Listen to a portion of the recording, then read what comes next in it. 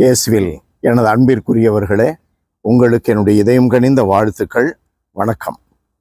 அன்பானவர்களே, இன்றைய சிந்தனைக்கு யோவான் நற்செய்தி 15வது அதிகாரம் 18 - 21 முடிய.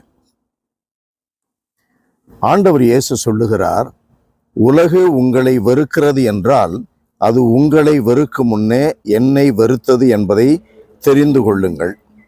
நீங்கள் உலகை சார்ந்தவர்களாக இருந்திருந்தால் தனக்கு சொந்தமானவர்கள் என்னும் முறையில் உலகு உங்களிடம் அன்பு செலுத்தி இருக்கும். நீங்கள் உலகத்தை சார்ந்தவர்கள் அல்ல, எனவே உலகு உங்களை வெறுக்கிறது. அன்பிற்குரியவர்களே, உலகத்தை சார்ந்தவர்கள் என்றால் என்ன பொருள்?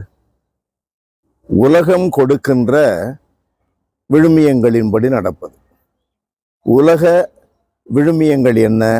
பொய் சொல்வது, கொள்ளையடிப்பது, அராஜகம் செய்வது, மற்றவர்களை அடிமையாக்குவது, அநீதியாக இருப்பது, ஏமாற்றுவது போன்ற எல்லா விதமான காரியங்கள், பரத்தமை, காம இச்சைக்கு அடிமையாக இருப்பது, இது போன்றவைகள் எல்லாமே உலகை சார்ந்தவைகள்.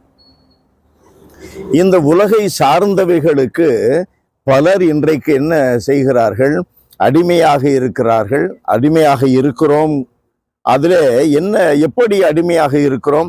இது பரவாயில்லை, இதை செய்தால் ஒன்றும் தப்பு இல்லை, நம்முடைய சூழ்நிலையில இப்படி தான் செய்ய முடியும், கடவுளுக்கு என்ன தெரியும் என்று நியாயப்படுத்துகின்ற தன்மை என்ன செய்கிறது? நம்மை அடிமையாக்குகிறது.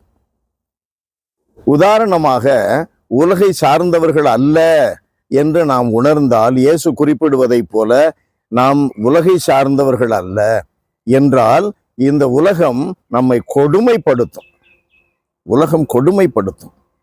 அன்புக்காக, உண்மைக்காக, நீதிக்காக நாம் சாட்சியாக வாழும் பொழுது, ஐயோ ரொம்ப டார்ச்சரா இருக்குன்னு சொல்றாங்கல்ல, அப்படின்னா என்ன அர்த்தம்? டார்ச்சரா இருக்குன்னு சொல்றாங்கன்னா அவர்களால அதை சகித்து கொள்ள முடியவில்லை என்றால் கடவுளுடைய ஆற்றல் அவர்களில் செயல்பட அவர்கள் அனுமதிக்கவில்லை.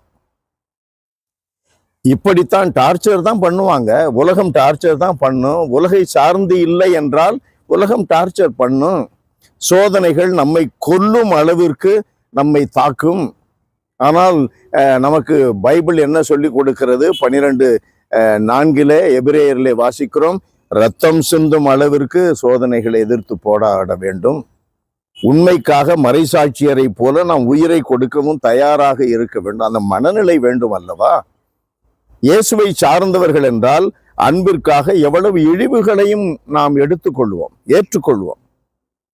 எவ்வளவு தீமைகளையும் நாம் எதிர்த்து நின்று, எவ்வளவு நமக்கு நஷ்டம் ஏற்பட்டாலும் எதிர்த்து நிற்போம்.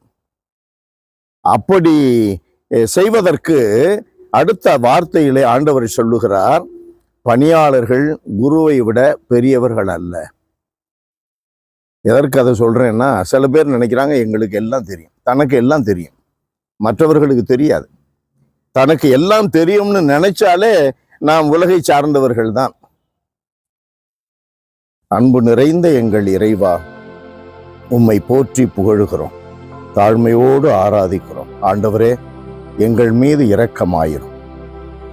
பவுலடியார் சொல்லுவதைப் போல நாங்கள் இறங்குதற்குரியவர்களாக இருக்கிறோம், எங்களை யார் காப்பார் என்ற மனநிலையில் உடனடியாக அவருடைய வார்த்தை எங்களுக்கு துணிவை கொடுக்கிறது. என் மீட்பர் இயேசு இருக்கும் பொழுது எனக்கு என்ன கவலை? தகப்பனே, இந்த உணர்வும் இந்த அடிப்படை நம்பிக்கையும் எங்களில் துளிர்த்து கொண்டே இருக்கட்டும், கனி கொடுக்கட்டும். இயேசுவின் நாமத்தில் ஜெபிக்கிறோம் பிதாவே. ஆமென், ஆமென்.